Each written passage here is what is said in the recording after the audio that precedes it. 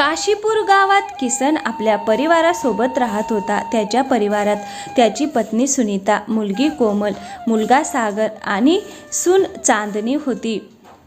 किसन शेती करून आपला परिवार चालवत असे, तर त्याचा मुलगा गावातच एक दुकान चालवत होता. किसन वृद्ध होत गेला, त्यामुळे आता त्याची तब्येत काही ठीक राहत नव्हती, ज्यामुळे तो शेतावर कामाला जाऊ शकत नव्हता. आता घरची सारी जबाबदारी त्याचा मुलगा सागरवर आली. कोमल मोठी झाली तेव्हा किसन म्हणाला, सागर, आता आपली कोमल मोठी झाली आहे. आता आपण तिच्यासाठी योग्य वर शोधून तिचे लग्न करून द्यायला हवे. पिताजी, एक तर तसेही घरच्या साऱ्या जबाबदाऱ्या माझ्यावर आल्या आहेत. तुमचा दवाखान्याचा खर्चही खूप आहे आणि आता हिचं लग्न. नाही बाबा, मला आता ही जबाबदारी पेलवणार नाही. मी आणि माझी पत्नी हे घर सोडून जात आहे. यानंतर सून आणि मुलगा घर सोडून निघून गेले. मुलाचे बोलणे ऐकून ते दोघे खोल विचारात पडले, कारण त्यांच्याकडे जे पैसे होते त्यातून त्यांनी आपल्या मुलाचे लग्न केले होते. सुनबाईसाठी दागिने करून दिले होते, तसेच आपल्या मुलाला दुकानही सुरू करून दिले होते. दोघेही यात चिंतेत राहू लागले.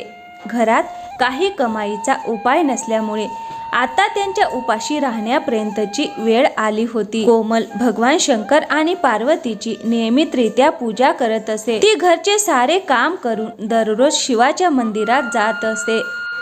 आपल्या मुलीची भक्ती पाहून सुनीता रडत रडत भगवानाला म्हणायची, हे माता पार्वती, भोलेनाथ, माझी मुलगी तुमची किती पूजा करते, त्याचे फळ तिला द्या. तिच्या नशिबात योग्य पती द्या, तसेच तिच्या बाबांना सुद्धा स्वस्थ करा. एवढ्यात त्यांच्या दारात एक म्हातारी बाई आली. मुली, मला काही खायला दे.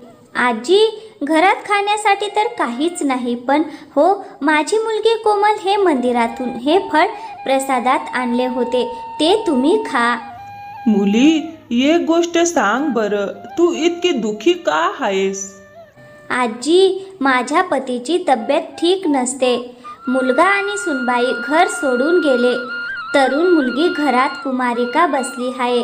घरात खाण्यालाही काही नाही. अशा वेळी विवाह कसा करू मुलीचा? मुली, शेजारच्या गावात एक मुलगा आहे जो जन्माने अंध आहे आणि तो तुमच्याकडून काहीही घेणार नाही.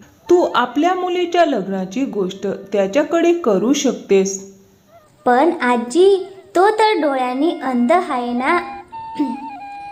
आई, मी या लग्नासाठी तयार आहे. माझ्या नशिबात जे असेल तेच होईल.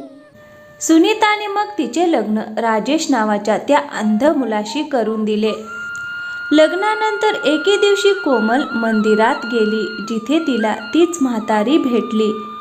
मुली, तुझ्या पतीच्या डोळ्यांचे प्रकाश परत येऊ शकते जर तू हरतालिका तिजेचे निर्जळ व्रत करशील आणि माता पार्वतींना 16 शृंगार अर्पण करशील.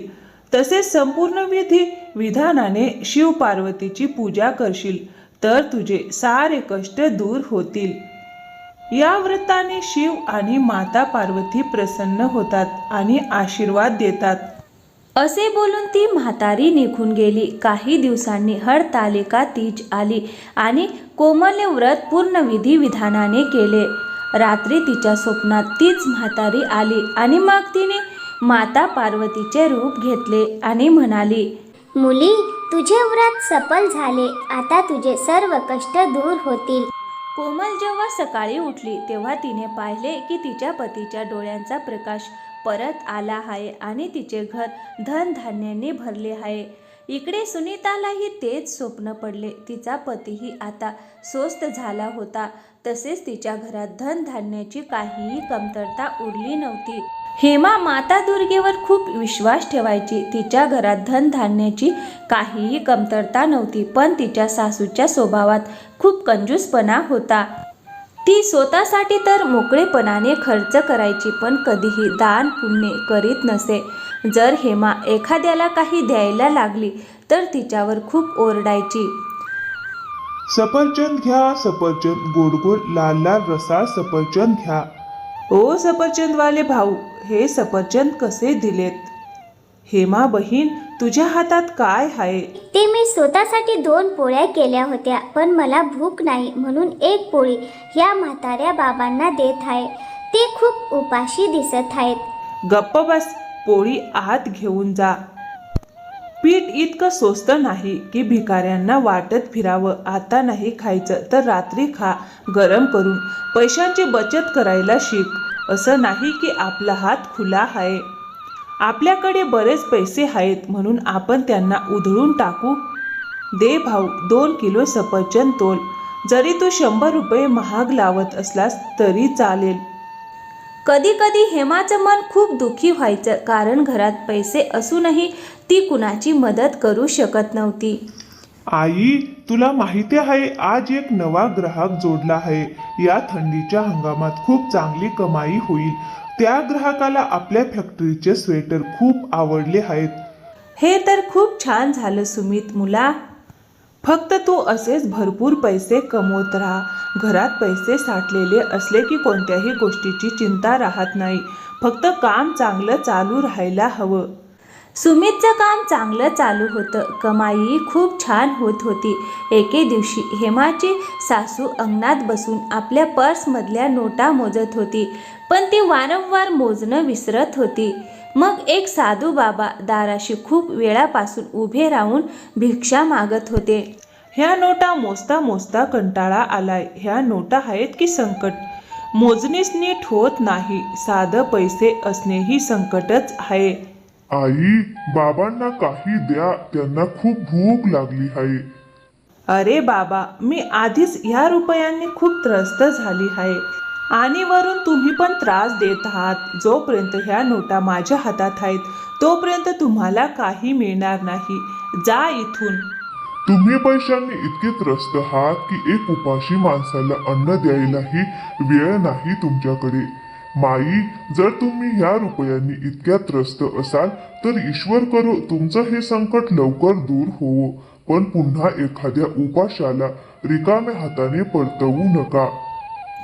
हेमाची सासू मात्र अजूनही नोटा मोजण्यातच गुंतलेली होती. ती रागाने कुरकुरत होती आणि तिने पाहिले की जेव्हा ती नोटा मोजू शकत नव्हती तवर साधू बाबा उपाशी दारातून परत गेले होते. हेमा त्यावेळी घरी नव्हती. तिला याबाबत काहीच माहिती नव्हते. सुमित संध्याकाळी घरी परततो तेव्हा त्याचा चेहरा उदास असतो. काय झालं जी? तुम्ही खूप चिंताग्रस्त दिसत आहात. मी सांगितलं होतं ना, जो नवा ग्राहक जोडला होता ज्याने फॅक्टरीत स्वेटरचं ऑर्डर मागवलं होतं, अचानक त्याने नकार दिला आहे.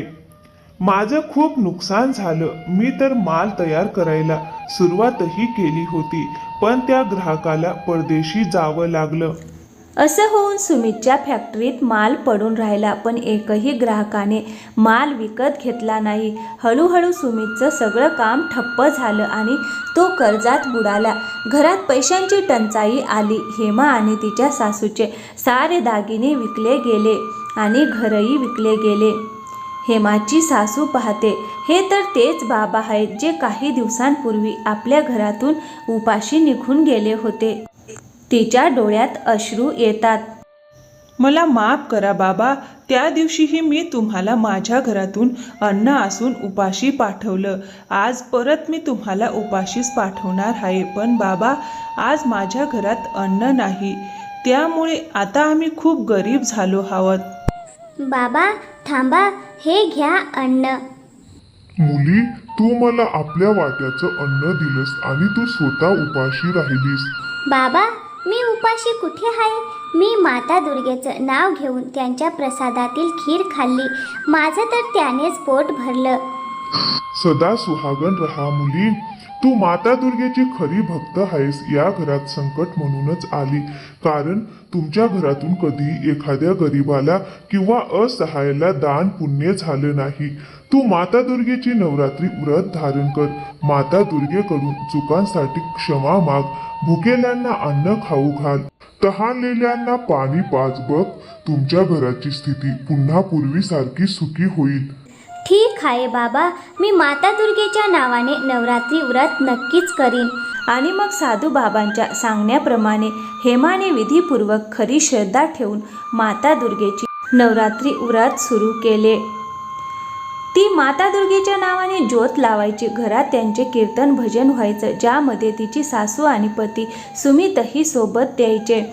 हेमाने अजून 3 दिवसांचे व्रतच संपवले होते की सुमित आनंदाने घरी परत आला. आई, माहिती आहे का, मला स्वेटर आणि टी शर्टचा एक खूप मोठा ऑर्डर मिळाला आहे. डिसेंबरपर्यंत मला हा ऑर्डर तयार करायचा आहे. खूप घाईने काम करावं लागेल. कस्टमरने मला माल तयार करण्यासाठी आगाऊ पैसेही दिले आहेत. तू खरं बोलतो आहेस का मुला? हेमा, सुनबाई, हे सगळं तुझ्या केलेल्या माता दुर्गेच्या नवरात्री व्रत आणि पूजेचं फळ आहे, ज्यामुळे आज सुमितला इतका मोठा ऑर्डर मिळाला आहे. जय माता दुर्गा. आणि माता दुर्गेच्या आशीर्वादाने हेमाच्या परिवाराचा आनंद परत आला.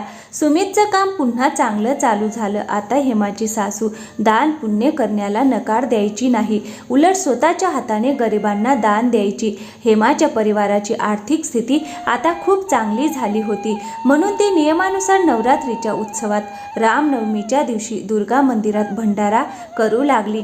काही काळानंतर माता दुर्गेच्या कृपेने हेमाच्या घरी 2 मुलांचा जन्म झाला. मुलगा आणि मुलगी. घरात आनंदाचा उत्सव साजरा झाला. हेमाची सासू आपल्या नातवंडांना पाहून डोळ्यातून आनंदाश्रू ढाळत होती. ती मनोमन म्हणाली, माता दुर्गे, तुझं खूप मोठे उपकार झाले. जेव्हा मी अज्ञानामुळे गरिबांना दान देत नव्हते तेव्हा आमच्या घरावर संकट आली, पण आज तुझ्या कृपेने आमचं घर पुन्हा सुखाने भरून गेले. सुमितही आनंदाने आपल्या मुलांना कवेत घेत म्हणाला, हे सगळं आपल्या आईसारख्या सासूबाईंच्या डोळ्यातलं प्रायचित. हेमाच्या श्रद्धेने केलेले नवरात्रीचं व्रत आणि माता दुर्गेच्या आशीर्वादामुळे शक्य झालं आहे.